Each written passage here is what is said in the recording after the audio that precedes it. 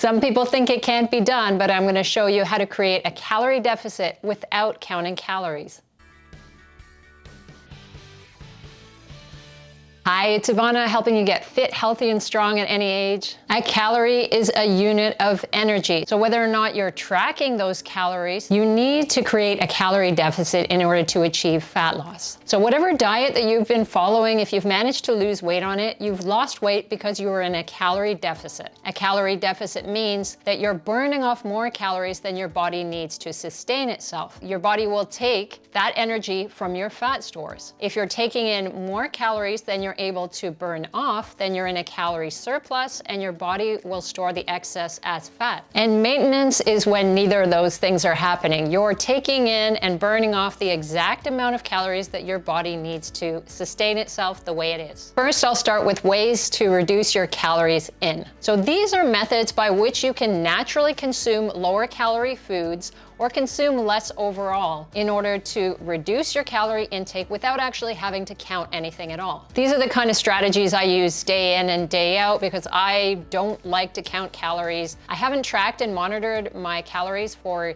years, really, and now it's just a matter of following certain habits that allow me to maintain the weight that I'm at. Reduce your intake of highly processed foods. So many people will call these junk foods. I prefer to call them treat foods because I prefer that positive connotation. But it's stuff like baked goods or fast food, burgers, fries, donuts and muffins. A lot of people like those. Chocolate and ice cream, where you're getting the mix, the sugary, creamy taste. A lot of them we call hyperpalatable foods because they have that mix of fat and sugar that really is appealing to us in terms of flavor. Now, having some highly processed, sugary, fatty foods once in a while is not a problem. And in fact, I recommend that my clients keep in those foods that they really, really enjoy. At least have them in smaller quantities and less frequently than they currently are. The reason for that is simple, and it's not just because of health.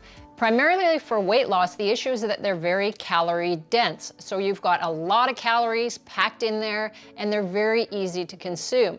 If you think about a bag of chips, you could probably eat the whole thing. I used to be able to eat 1 to 2 tubs of Ben & Jerry's ice cream at a sitting.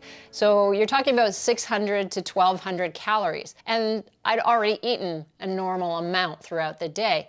So it's something you need to be aware of. It's very easy to consume a large amount of calories when they come in the highly processed, refined form. Now, the converse of that is increasing your fiber intake. Foods that have more fiber take a little bit more energy for your body to digest, but they also tend to be more satisfying, more satiating. So if you're having higher fiber foods, they fill you up a little bit more, so that decreases your appetite later on. Appetite management is a big part of weight loss. So especially when you're not tracking and monitoring your calories and you're just trying to adjust your appetite in order to eat fewer calories, you need to be mindful of things that are going to increase your appetite and things that are going to decrease your appetite. And one of those things is high fiber foods. Specifically, increasing vegetables and fruit can be very useful, partly because of that fiber reason, but also because fruits and vegetables are very low in calorie density. So if you fill up on vegetables, you have a lot less space for other things that are higher in calorie density. Increasing your protein intake can also be an important part of appetite management. If you have protein with your meal, it tends to increase the feeling of fullness. It keeps your blood sugar from going out of control, which happens in some people, but not all, so that you don't develop cravings later on that are going to cause you to overeat and consume more calories and get yourself into a calorie surplus. So it's not that certain foods can't be consumed, it's that eating a certain way is going to help you manage your appetite and reduce your cravings. Now, if you choose leaner meats and leaner cuts of protein, you're also reducing the calorie intake. If you're having a big fat steak, yes, you've got protein, but you've got a lot of fat in there and quite a lot of calories all at once. If you're looking at something leaner, like whitefish, like cod or haddock, or the old staple, chicken breast, you're gonna find that the protein is high, but there's very little fat.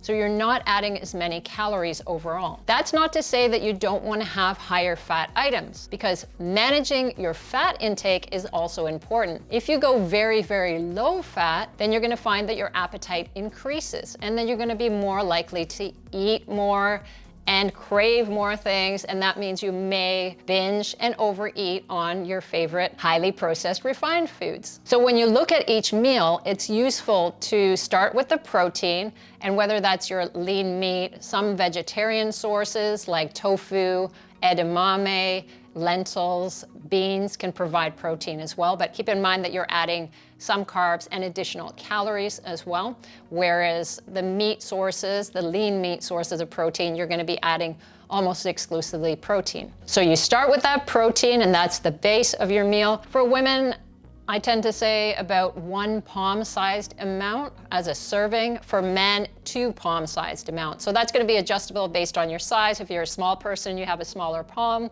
Therefore, you don't need to eat as much protein. So you don't have to think about it too much. You don't have to measure very carefully, but you'll have an idea of what serving size fits. Now, once you've got the protein covered, you want to throw in tons of vegetables, ideally a cup of vegetables or a fist-size amount of vegetables for women, 2 fist-size amounts of vegetables for men in a meal. And then maybe you're adding in 1 tablespoon of some kind of oil, perhaps olive oil. That's about 120 calories. If your protein source is not that lean, so if you were having a ground red meat, for instance, then you might not want to add an additional fat source because you've already got some fat there. If you're having a chicken breast and a bunch of vegetables, then you want to add probably 1 tablespoon of oil just to keep things in balance for that meal. Now, eating that way tends to keep your appetite under control, and that means you're less likely to be searching around those cupboards later on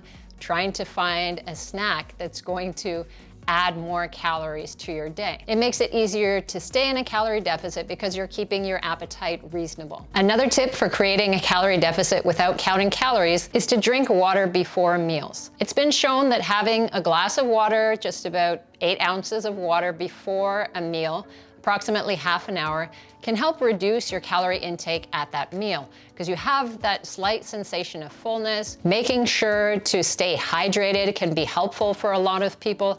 Some people, when they get dehydrated, tend to feel hungry. Not everybody. Not having enough water can cause headaches or fatigue, so you definitely want to make sure that you've got a reasonable intake. Drinking no-calorie or low-calorie beverages can also help you to get into a calorie deficit. Many people drink coffee, but then they put tons of cream and sugar in it, so it becomes a very high calorie item, and it can almost replace a small snack. But if you actually drink just coffee straight, it has very few calories. The same with tea. It can keep you full. I personally like to drink tea throughout the day, and I feel like it keeps me from snacking and it gives me something pleasurable to do during the day, so I'm not always searching for food. Swapping out your soft drinks or juices for water or low-calorie plain beverages like coffee or tea can be really helpful for getting you into a calorie deficit. Now, I've talked a bit about appetite, and I think it's really important to get in tune with your hunger. A lot of times we eat out of boredom or when we're stressed or anxious. This is completely normal, and I'm not saying you should never do that. It's going to happen occasionally. But many times we're eating almost all of our meals just out of routine, and we don't pay attention to whether we're hungry or not, why we're eating this particular food, why we're eating this particular quantity of the food. And it's often helpful to pay attention to those cues in order to reduce your calorie intake. Try to figure out why you're choosing the foods that you are. Are they comfort foods? Do you have some sort of history? Can you have a smaller amount of this food? Can you have it less frequently? All of those things will help to reduce your calorie intake. Portioning your food can help you get into a calorie deficit without doing any counting. Eating out of bags or boxes or tubs, particularly when it's treat foods that you enjoy, is really easy. It's hard to figure out how much you're eating, and it's very easy to consume a large amount. But portion size doesn't just apply to treat foods, it also applies to healthy foods, especially things that are healthy, like nuts, but are very calorie dense. A quarter cup of nuts is generally around 200 calories. Now, 200 calories might not seem like a lot, but most people don't eat that quarter cup when they're having nuts. Many people will have a half a cup and they won't even notice, and that'll be 400 calories that are easily consumed. I have measuring cups at home, so if I'm having a portion of nuts, I put it into a quarter cup serving. Then I know it's a reasonable amount for my body size and calorie intake. And now I'm going to explain some ways to increase your calories out. So most people think of a structured workout plan, something that you might do at the gym, whether that's weight training or cardio. But there's a lot of other ways to incorporate physical activity into your life. You don't want to start to go crazy and start working out 2 hours a day in the gym, because that's not practical and sustainable for most people. You want to incrementally add your physical activity and see how your body responds. Now, for general health and strength and just feeling good, especially as you get older, I recommend 2 to 3 weight training sessions per week, and that burns a certain amount of calories. Not as much as cardio at that time, but there is a little bit more calories burned after the exercise. It's something we call EPOC. It burns off more calories after you've done the activity. 30 minutes of cardio 2 to 3 times a week is also a good thing to add into your plan. And I personally think that it doesn't matter that much what you're doing. Your heart actually doesn't care as long as you're getting your heart rate up. And that's how you're burning off your calories. Find a form of physical activity that you enjoy and do that. So whether that's cycling or martial arts or longboarding or Zumba, it doesn't really matter as long as it's something that you enjoy and that you're gonna keep doing. If you push yourself a little bit harder, you can burn more calories, or you can go for longer. You don't always have to do a highly intense workout in order to burn a lot of calories. You can just do a longer session. And for many people, that's particularly appropriate, especially if they've come from being sedentary. Walking is an excellent way of burning off calories regularly. It's practical and accessible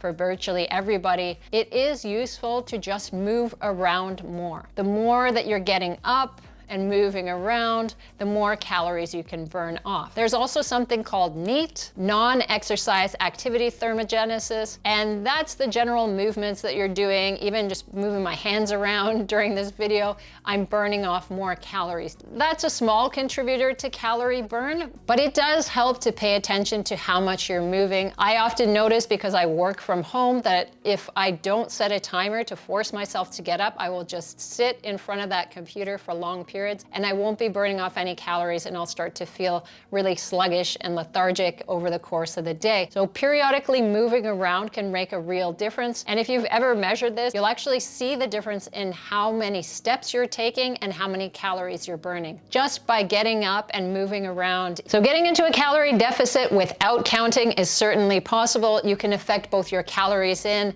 and your calories out. Just try a little bit from each side at first, and then track and monitor your progress. Let me know in the comments what you're doing to get into a calorie deficit. Please hit the like button if this video was helpful, and subscribe and hit the bell for more practical weight loss information.